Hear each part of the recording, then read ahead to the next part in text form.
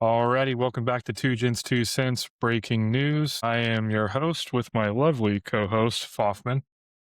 Yo, We'll get right into it. All right, this isn't drills, this isn't headlines, this is real war. U.S. jets are getting shot down, pilots are missing behind enemy lines, rescue missions getting hit mid-air, and somehow we're still being told we have air dominance. Something isn't adding up. So I do want to talk about this a little bit. Last week, or the last video we released, there were some frustrations that we voiced amongst the channel, the lack of being prepared. I think the lack of transparency is my issue, and the lack of accountability. 1 second, again, we're still doing the flip flop with our allies, saying we need you, we don't need you, whatever. But also, we're telling the American public that we're winning. Trump actually made a comment that Iran, someone said, well, are you worried about Iran attacking you? And he said, with what? BB guns? So I don't like that we are woefully being kept in the dark. I mean, we already knew the government's been covering a lot of things up that we won't get into on this video. But I mean, can we, if we're going to tweet about the war progress, can we at least be transparent? What do you think? Because you don't follow the open source intel sources like I do. I mean, what are the optics you're getting on what's going on? yeah, I don't see much unless it gets to mainstream media. If it gets, posted across Twitter, X, or other mainstream social medias, I don't really see much on it. I did see where we did have an aircraft get shot down because it hadn't happened like ever over enemy territory and was blasted Well, everywhere. And that so I okay. So saw it. it has happened over enemy territory. It's the first one that happened over Iranian territory Oh, okay. of Well, airplane. yeah. And, again, because I don't really super duper pay attention, I guess to me, it didn't seem as crazy thing to happen because to me, that's war in general. When you go to war with somebody and you're invading someone else's country, you're going to expect to get fired back at, right?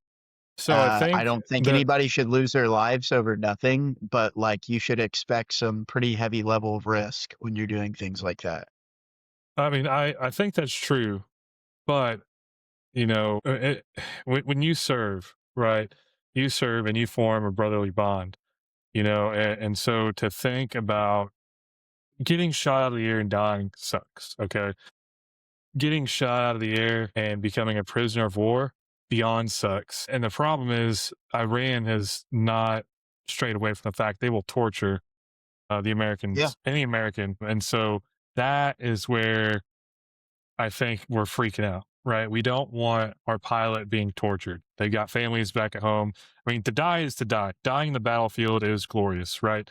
But to be tortured, you know, I hate the terrible. thought of that. But Yeah. again, to me, another like thing that like it wasn't like out of the realm of possibilities. I don't No, know. Like I feel like you do no. certain So things, you attain the risk and you pay the consequences for failing.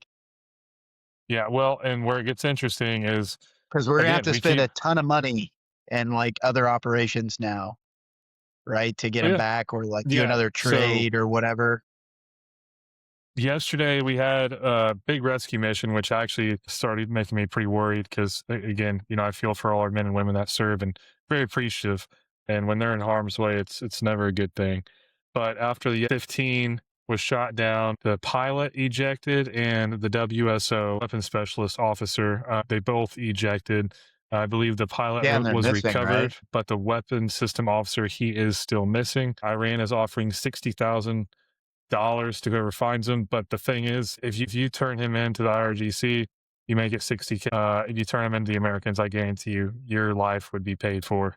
You'd be living very nicely if you made Yeah, sure those 60K pilots made it isn't really home. a whole lot Yeah, no, for our that. government would help anybody out handsomely to get our pilots home. But on the flip side, if you do capture an American and hold them hostage and torture them, and you try to use them as some sort of ransom, I think the adversaries of the world need to understand that we will unleash the full power of the military. I mean, what they're getting now is pretty close, right? But if they have one of our guys, we will split the world in half to get them. And that's one of the best things about the military is, we don't leave anybody behind. And we're very proud of that. And so you saw that yesterday with the operations over Iran trying to rescue. the weapons systems officer. There's also an AN shot out of the sky. But what I did want to mention, you know, we've been effectively funding the war in Ukraine. We've been sending weapon systems left and right. Well, and Russia's been saying, hey, stop doing that. Well, we're not going to, right? Because we don't want to see Russia spread its influence. Now, Russia and China are both sharing intel and weapons with Iran, and Iran has got a new air defense system. There's speculation that it's the Su-500, I believe is what it's called, one of the most advanced weapon systems that Russia has. And I believe that's where it gets weird. There's only one known system made, and it's historically been used in the Crimean Peninsula. But there's a lot of conspiracies that that's what was used. So maybe they made more and our intel didn't catch it. I mean, we've made a lot of mishaps because our intel was wrong in the war anyway. But at any rate, if that is true, we don't own the skies over Iran until that Su-500 missile system is gone. Yeah. To circle back on that thought, we've been helping Ukraine, right? So another thing we needed to talk about was NATO. There's a lot of bluster from the United States towards NATO. And I'll be the first to tell you, I think NATO is necessary and it's important. The way everything is going down right now is not ideal for either side. But here is a problem. There's a long list of countries that are denying US their airspace that are in NATO. Austria, France, the UK is letting us use their air bases with some restrictions, and the list goes on. The problem with that is, they're saying not our war, not our war. Well, you're right, not your war. Ukraine's not our war either. But you're NATO and you're close to Ukraine, so we're going to help you fight the Russians back. So they're not, entering your territory. We're going to help you out the most we can, NATO. Not our war. We've got an ocean separating us. Well, now you fast forward, we need help, and they are not only helping us, right? Directly. They're not sending fighters, whatever, to help us. They're actively kind of sabotaging us by not letting us use their air bases. And they say not our war. Well, you know what? Ukraine wasn't our war and we supported you. So there's a snippet of the NATO guy talking to the European leaders of the EU. And he said, if you guys think for 2 seconds that we will survive and have freedom without the Americans in our backyard, you're wrong. And I agree. If NATO loses the United States, they will falter. They won't stand. They'll lose the American nuclear umbrella. They'll lose our bases, our manpower, our intel. So, I mean, it's just interesting right now how the whole world is shaping up. Nothing. I don't have anything to add to that. You It's know, and bad. yes, it's very bad. Over 13 U.S. troops have been killed, and a lot of people are arguing that our fatalities are being woefully underreported. Again, not a lot of transparency in this conflict. There's no vote for this. There's no clear objective, no exit plan. Is this about defense or control of a region? I think it's about making sure Iran doesn't have nuclear weapons. Truthfully, I mean they're a theocracy based off Islamic rule. Therefore, nobody's safe in that I regards. think it's control. I think it's control. I think Trump's been doing deals with the other surrounding countries too, and they want him out of there too. I think it's like joint control of some kind. You But think? again, you're talking to a guy that doesn't really pay super duper attention. To me, it's like he's getting all these territories and working with other countries we've never worked with before. Yeah, and then what you said with China and Russia and them helping Iran, like, yeah, that's just like going all the way back to Cold War. like Axis and yeah, like that's global power struggle right there. I'm sure Russia is going to help China when they try to go and take Taiwan, So, and Japan will help the U.S. and Taiwan because they hate but China. I mean, everyone talks about Iran kind of in the same light you are. Okay. And along with them not having nuclear weapons, everybody wants to say they're a peaceful country. We had no business going there. Let me tell you all the things Iran has done. Iran had 52 Americans held hostage for 444 days from 1979 1981. Hezbollah attacks backed by Iran, 1980s to present, killed 241 U.S. service members. Iraq War insurgency, 2003 2011. Iran supplied the IEDs and training on how to kill U.S. service members. 2020, the Al Assad air base attack. Iranian launched ballistic missiles at U.S. bases. Over 100 U.S. troops suffered traumatic brain injuries. Iran has supplied drones to proxy groups targeting U.S. forces across the globe, conducted surveillance and harassment of U.S. naval ships, along with trying to seize U.S. naval ships. Cyber warfare, Iran has used state backed hackers targeting U.S. banks, energy, infrastructure, government systems, financial institutions, and attempts to infiltrate critical infrastructure. Not to mention the maritime aggression, where they were seizing oil tankers in the Persian Gulf. Also, not to mention, they paid people to try to attempt assassinating a sitting U.S. president. So, if that's not enough for war, what is?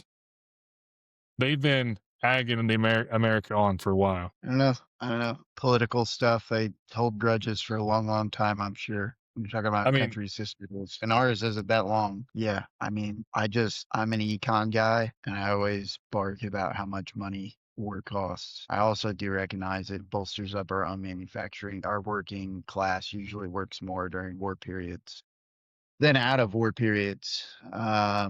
But all the money that we've been giving to Ukraine, on top of fighting people in Venezuela, on top of fighting people over Cuba, the in blockade of Korea, Cuba. Cuba, Green, Yeah. all these operations cost a ton of money. Yeah. And our taxes go up and up and up. I, Yes.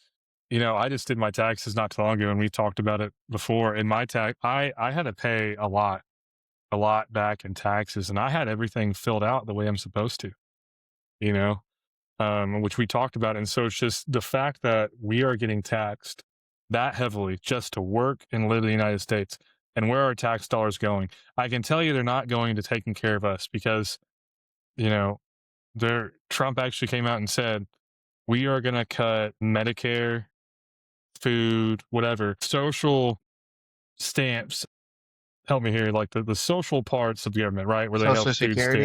stamps, Social Security, Medicare. Well, they won't cut Social Security, but food I think stamps, Social Medicare, Security is going to be gone it will be. But my anyway in point like is, he 30 said years. he's going to cut all these social amenities because of the war, and he wants us to turn into a Yeah, but wartime don't we economy. have to vote to go into a war? So technically, yes, you're right. We haven't been in a war since I gotta look. I gotta see what the last actual war was. The Desert Storm, wasn't that a war? Like No, '05, '03? No. And before that, it would have been the US World War Korean Two, War. World War Two. Cold War doesn't count. No, we never officially declared war. The last formal war was World War Two. Yeah, I don't know if we're going to be able to go back to those days. I don't think there's going to be any more formal wars then if you got No, to like exactly. do the whole Treaty of Paris and everything. Yeah, no, I don't. I don't think that we should be able to just say I don't like them. Go bomb them. Yeah, it's spiraling out of control. Uh, War is spilling over everywhere. And I would not be surprised if China doesn't take the opportunity to go invade Taiwan while we have our back turned. Which that's not our war. We shouldn't be fighting that anyway. I'd rather be over there than wherever the hell we are now.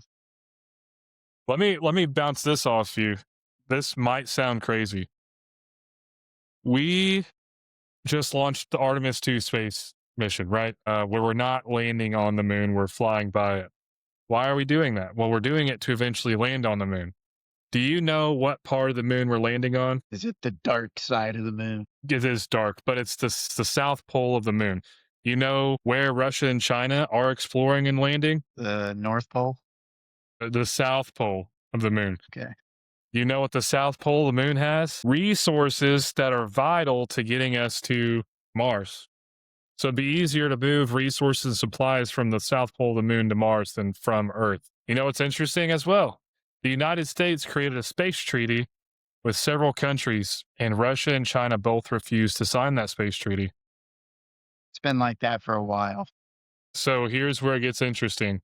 We are already having satellite warfare. China, the United States, Russia, we all have weapons to damage satellites, shoot satellites, whatever. I don't think it's very far fetched to say there's going to be battles on the moon. We didn't sign treaties. There's resources on the moon. We're racing to get to Mars. I mean, tell me how that doesn't turn into a conflict. It inevitably will.